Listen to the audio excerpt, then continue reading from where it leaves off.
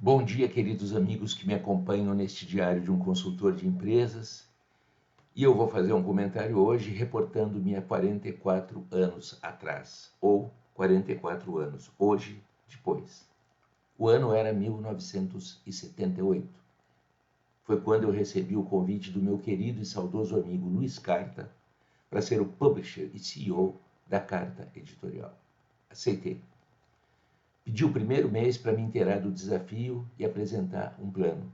Naquele momento, o Luiz tinha outros dois sócios e também queridos amigos na Carta Editorial, o Fabrício Fasano e o Ricardo Amaral. E as principais publicações da editora eram Vogue, Homem e Casa Vogue. No final do primeiro mês, disse ao Luiz que se continuássemos oferecendo páginas de anúncios para as empresas, provavelmente continuaríamos à míngua e a caminho da falência. Morreríamos por inanição.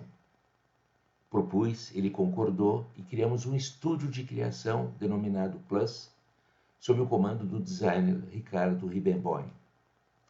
A nova rotina da Carta Editorial então passou a ser a seguinte: todos os meses, reunião de pauta com os editores da revista. Regina Guerreiro, Daniel Mas, Murilo Felisberto, José Hugo Celidono, vez por outro Samuel Weiner, sob o comando do Luiz e com a minha participação e presença.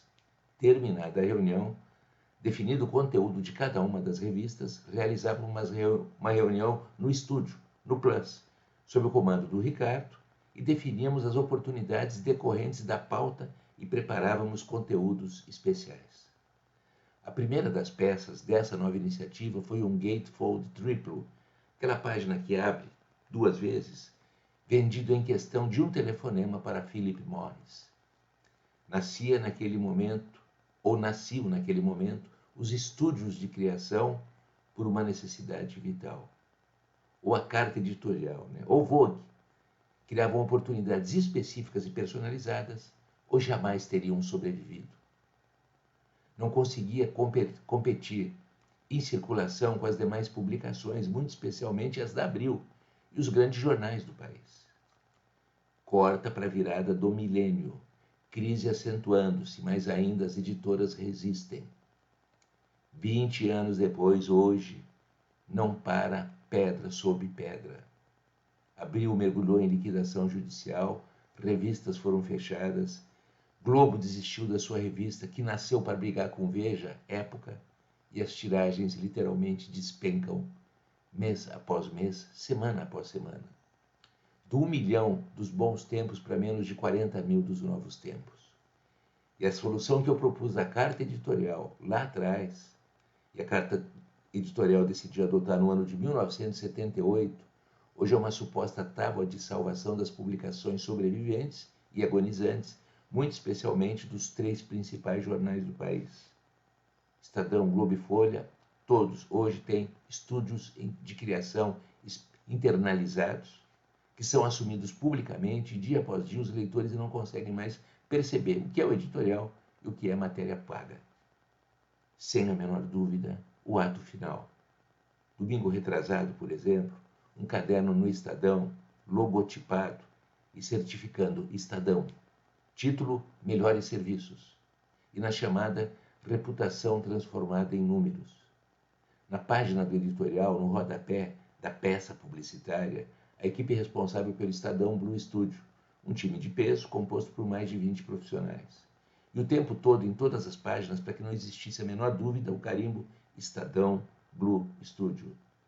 E aí a publicação de uma pesquisa realizada pela empresa Blue New Research, com 10.832 entrevistados e que procederam a 92.478 avaliações. 31 serviços foram avaliados e os resultados são, para dizer o mínimo, surpreendentes.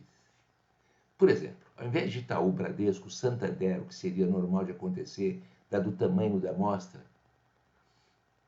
deu Nubank, PicPay e PagSeguro.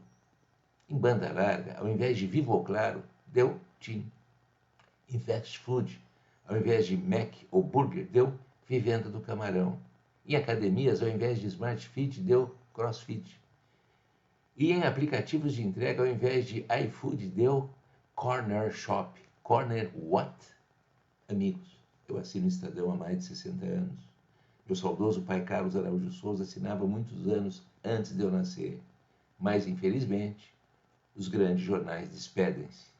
Era preferível terem jogado a toalha do que submeterem-se a uma situação patética, triste e humilhante, como estamos testemunhando. Bom dia e até amanhã.